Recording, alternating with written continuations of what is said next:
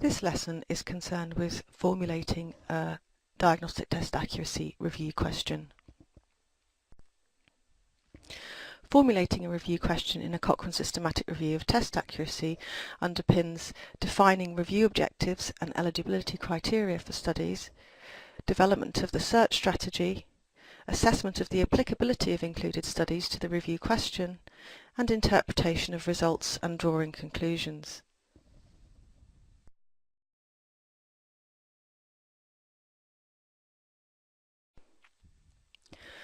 By the end of this lesson, you'll be able to define the components of a diagnostic test accuracy review question, understand what is meant by a clinical testing pathway, be familiar with the standard diagnostic test accuracy titles available for use in Review Manager, and understand why formulation of diagnostic test accuracy review questions is crucial for other steps of a diagnostic test accuracy review.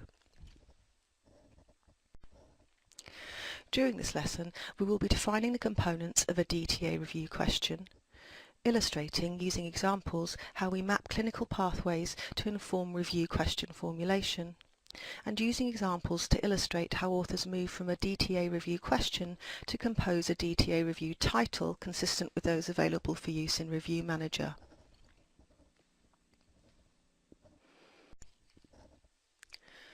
Just to recap why DTA review question formulation is a crucial first step in a DTA review.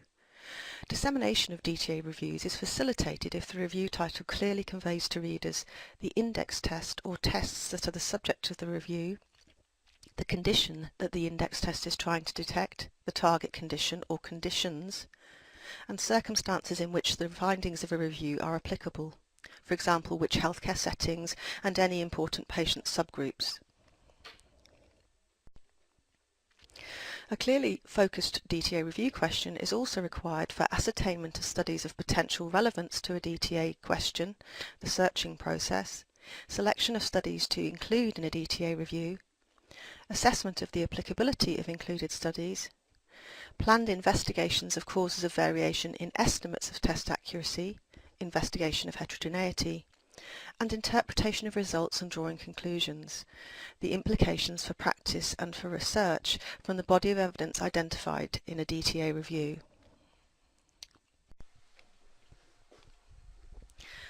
This slide illustrates the key components that need to be defined when formulating a test accuracy review question. Participants are those that will be tested with the index test. We know that test accuracy varies depending on characteristics of the population, something termed population spectrum. In particular, presenting features of participants, what is it that prompts testing with the index test, and any tests received by participants prior to the index test. The index test is the test being evaluated by the review. A review may consider more than one index test or more than one method for conducting the same index test. For the index test or tests, it is also important to know the purpose for using the test. At what point in the clinical pathway is the test usually applied and why? The intended purpose of the index test will influence population spectrum and will determine what test comparisons should be undertaken as part of the review. The target condition is the condition that we want the index test to detect. An index test may be used to detect more than one target condition. For example, the mini mental state examination is a test that may be used to diagnose different etiologies of dementia, including Alzheimer's dementia and vascular dementia. The target condition will determine the appropriate reference standard. The reference standard is our best estimate of the presence or absence of the target condition. More than one reference standard may be considered acceptable for inclusion in a review. We will now look at these question components in more detail. Firstly, let us look in more detail at things that may need to be considered when defining the characteristics of participants in a review. It is important to consider on what basis participants are chosen to receive the index test as an indication of circumstances in which review results can be applied. For example, it may be because of the presence of certain symptoms, or in asymptomatic individuals because of the presence of risk factors that increase the probability of having the target condition. A family history of cardiovascular disease may prompt testing for high blood cholesterol. Individuals may receive the index test because of the results of tests performed prior to the index test. For example, mammography, an X-ray of the breast, is sometimes performed after the identification of a breast lump. If a review is estimating the accuracy of mammography for detecting breast cancer in women with breast lumps, mammography would be the index test, and a prior test would be physical breast examination. This is in contrast to the estimation of the accuracy of mammography if used for breast cancer screening, where no prior tests would be performed prior to mammography, the index test. How participants are chosen to receive the index test indicates in what circumstances the results of the review apply. In a test accuracy review concerned with the accuracy of clinical symptoms and signs for the diagnosis of community-acquired pneumonia in children and adolescents, the review authors concluded that their findings were unlikely to be applicable in primary care, as all studies included in the review were conducted in hospital settings. Children referred to hospital are likely to be selected on the basis of the results of clinical assessments by healthcare professionals in primary care. Clinical assessment in primary care constitutes prior testing. Referred children are therefore likely to be representative of a more severe spectrum of illness and have a narrower range of differential diagnoses compared to children tested in primary care.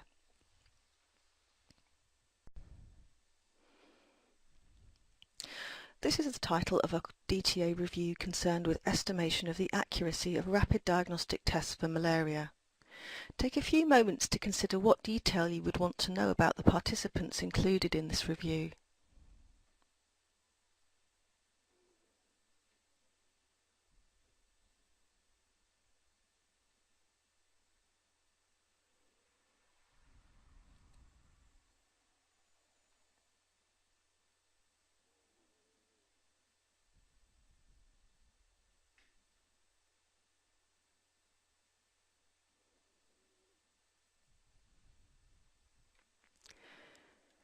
Here are a few considerations. What symptoms distinguish uncomplicated from complicated malaria? What about participants who have already had treatment initiated on the basis of presenting symptoms, for example fever? Should they be included? What prior tests might participants have had? This might be inferred from the setting in which patients present. So, for example, participants tested in hospital settings are likely to have had a greater number of prior tests than participants presenting in community settings, and therefore a smaller number of differential diagnoses. This slide demonstrates the type of detail provided in the review about inclusion criteria for participants. Individuals presenting in ambulatory healthcare settings, in other words not secondary or specialised care. Prior tests were restricted to patients' own assessment of their symptoms or assessment by healthcare professionals in the ambulatory healthcare setting. Individuals who had had treatment for suspected malaria were not included. This is because malaria antigens persist in the blood even after successful treatment, and therefore rapid diagnostic tests that are based on detection of malaria antigens are not an accurate test for determining treatment outcome. Participants were required to be symptomatic, but not to have symptoms characteristic of complicated malaria, such as confusion or coma.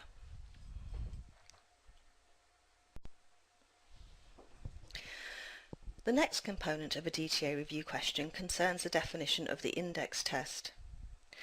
Index tests are the tests we wish to estimate the accuracy of. Index tests may be new tests, or they may be tests already used in practice.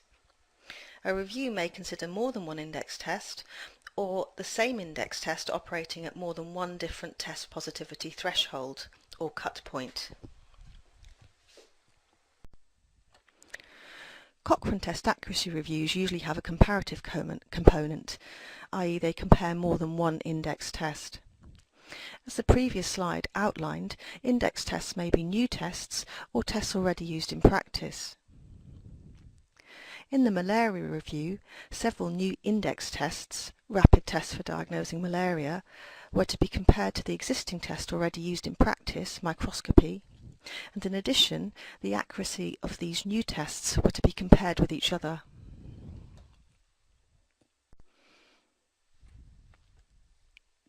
A test accuracy review may also undertake a comparison of an index test operating at different test positivity thresholds. This Cochrane test accuracy review, concerned with the ELISA test for the diagnosis of invasive aspergillosis, anticipated that two different test positivity thresholds would be used in included studies: an optical density index of 0.5 and an optical density index of 1.5. The review objectives therefore included a comparison of the accuracy of the index test operating at each of these two thresholds.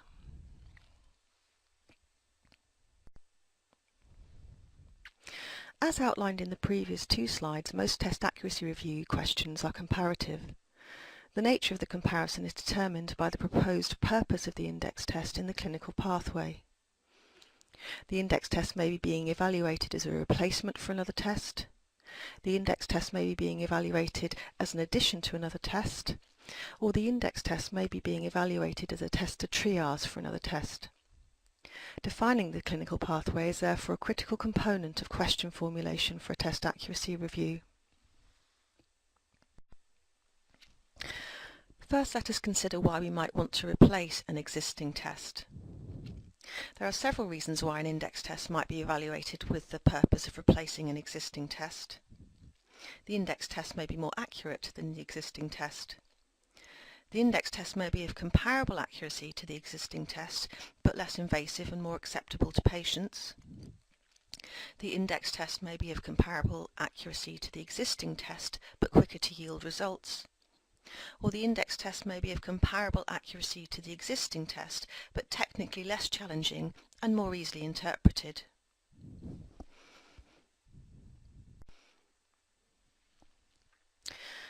This is an extract from the Cochrane Malaria Review introduced earlier in this lesson, concerned with the evaluation of rapid diagnostic tests for uncomplicated malaria. The rapid diagnostic tests are being evaluated as a potential replacement for the existing test, microscopy. Take a few minutes to consider what the potential benefit might be of replacing microscopy with the rapid tests. Would it be to achieve an improvement in accuracy, or to do with other characteristics of rapid tests that might benefit patients?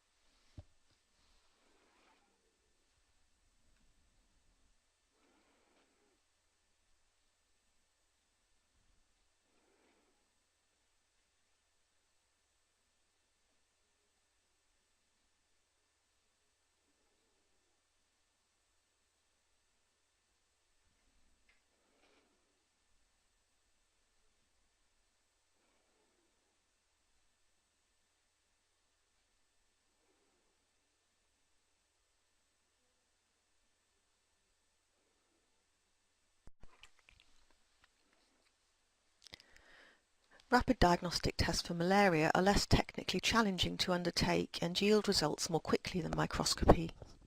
The potential advantage of replacement in this example is to improve access and time to diagnosis, rather than to improve accuracy.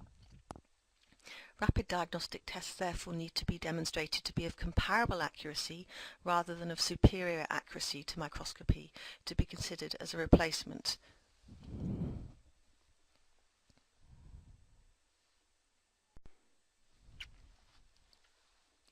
The comparison of test accuracy undertaken in the malaria review is illustrated in this slide.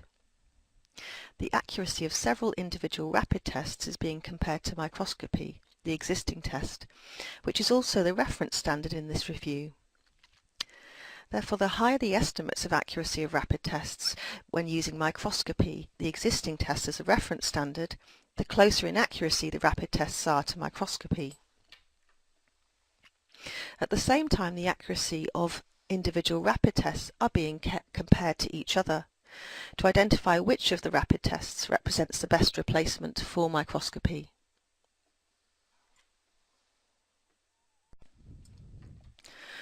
This is an excerpt from a test accuracy review concerned with different methods of clinical assessment to screen for the detection of oral cavity cancer and potentially malignant disorders.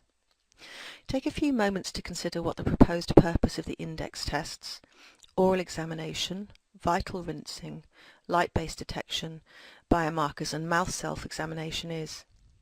Is it replacement, add or triage?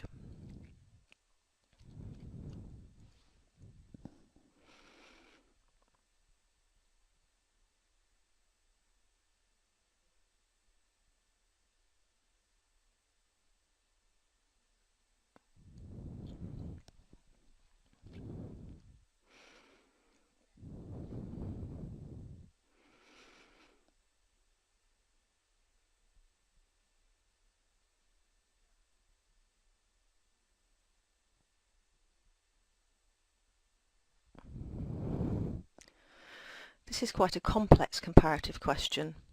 The authors intend to evaluate the comparative accuracy of different combinations of index tests, clinical assessment methods, and to look at whether a combination of tests is more accurate than the use of any one index test alone. The proposed purpose of the index tests is that they are to be used in addition to other tests.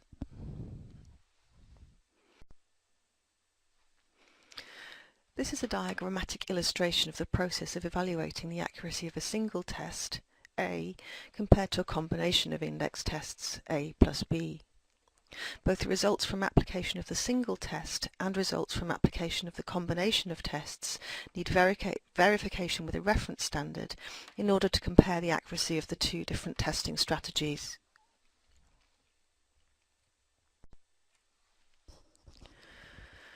There are a total of 5 index tests being evaluated in the oral cancer test accuracy review, which means there are a potential 31 possible test combinations that might be compared. This diagram illustrates only 5 of them. Obviously, the number of test combinations available for comparison of accuracy in the review will be restricted by the available literature.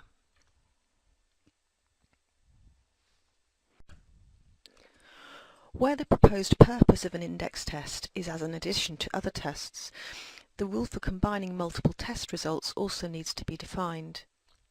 For example, all of a combination of index tests may need to be positive for the result of the combination of tests to be considered positive.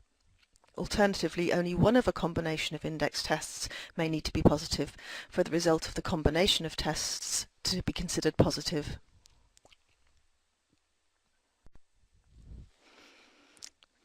In the oral cancer test accuracy review, the accuracy of the conventional oral examination, COE, alone was being compared to the conventional oral examination plus one or more of the other index tests being considered. That is vital rinsing, light-based detection, biomarkers and mouth self-examination. The clinical pathway in this review dictates that a positive index test result results in referral and further testing, which is a biopsy of the lesion. The rule for combining index test results in this clinical pathway is that only one of a combination of index tests has to be positive for the result of the index test combination to be considered positive overall. This is illustrated diagrammatically in this slide for one of the index test combinations being considered in the review, conventional oral examination plus vital rinsing.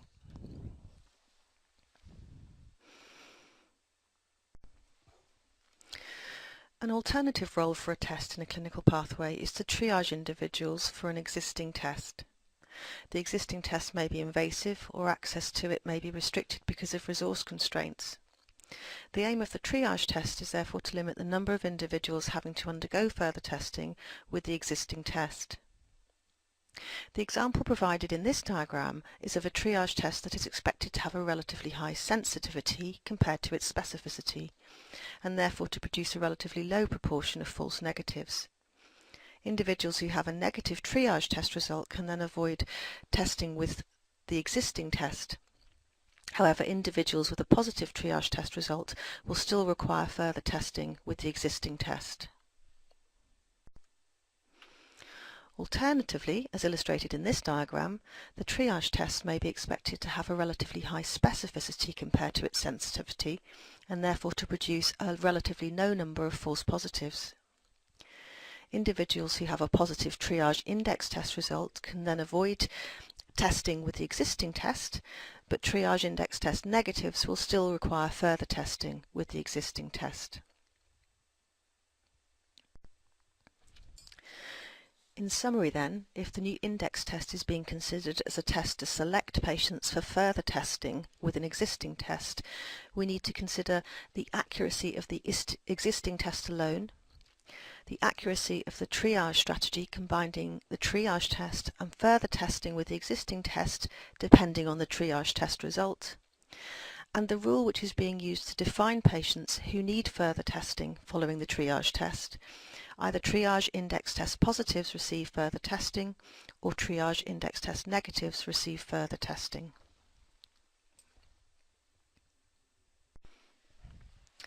This slide is an example of a Cochrane test accuracy review where the index tests, magnetic resonance imaging, magnetic resonance arthrography and ultrasonography are being evaluated with the aim of using them as triage tests for further testing with a more invasive test, arthroscopy.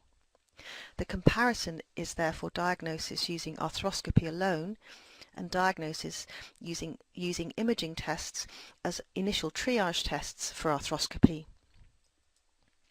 A positive triage test result, MRI, MRA or ultrasound, results in a diagnosis of a partial rotator cuff tear. A negative triage test result is not considered diagnostic alone and patients undergo further testing with arthroscopy. This is an example where the triage tests are expected to have a relatively high specificity compared to their sensitivity, and therefore the proportion of false positives is expected to be low. The final components that need to be defined when formulating a test accuracy review question are the target condition and the reference standard. The target condition is the condition that we want the index test to detect. The target condition may be a pathologically defined condition, for example a fracture, or may simply be an indication for treatment such as high blood pressure. A review might be concerned with more than one target condition. The definition of the target condition will determine appropriate reference standards, and the reference standard is the best estimate of whether an individual has a target condition or not.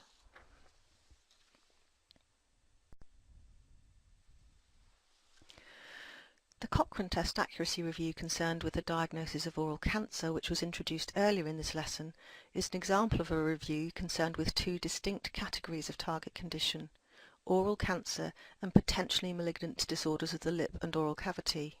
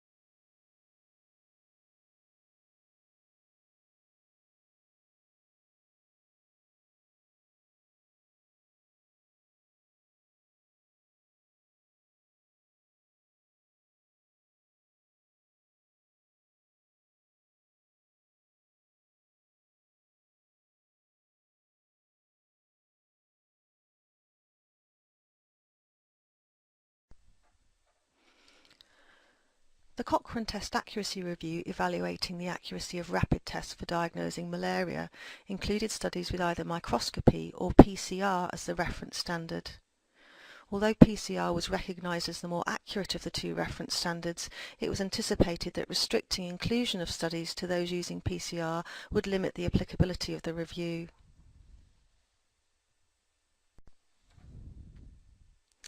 At the beginning of the lesson we considered why test accuracy review question formulation is important. One reason is to facilitate dissemination of test accuracy review findings. Dissemination of test accuracy reviews is facilitated if the review title clearly conveys to readers the index test or tests that are the subject of the review, the target condition, and circumstances in which the findings of a review are applicable, for example particular healthcare settings and details of any distinct patient subgroups. There are 4 standardised test accuracy question formats in Review Manager to encourage authors to convey these key review question components for users. We'll now look at some examples.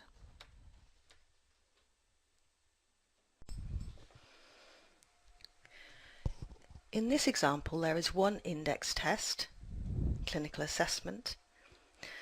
There are 2 target conditions, oral cancer and lesions with malignant potential. And a description of participants has been included to emphasise the fact that the test is being used for screening. The tested population are apparently healthy.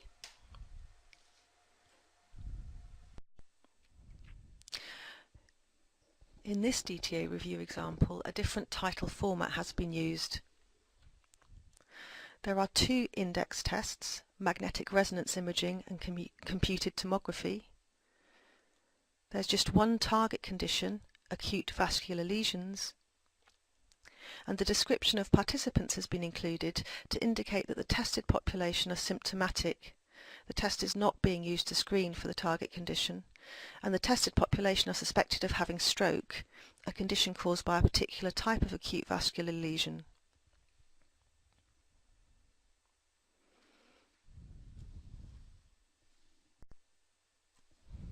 In this example, there is only one index test, the ankle brachial index test. The target condition is specified as symptomatic peripheral arterial disease. The term symptomatic conveys that the test is being used for diagnosis as opposed to screening. Further detail about participants has not been provided, suggesting that the cause of peripheral arterial disease, which could be, for example, diabetes or smoking, is not likely to introduce heterogeneity into the estimation of the accuracy of the ankle brachial index test.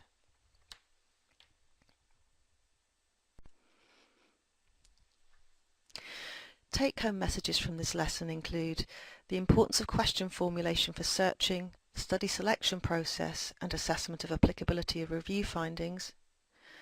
Delineating the testing pathway is usually complex but requires consideration of the role of the index test or tests in the testing pathway, whether it is to add to existing tests, to replace an existing test, or to triage for existing tests, and rules for combining multiple test results and test comparisons that should be made. Important components of DTA review titles to facilitate their use for decision making include the population to be tested, the index test being evaluated, and the target condition.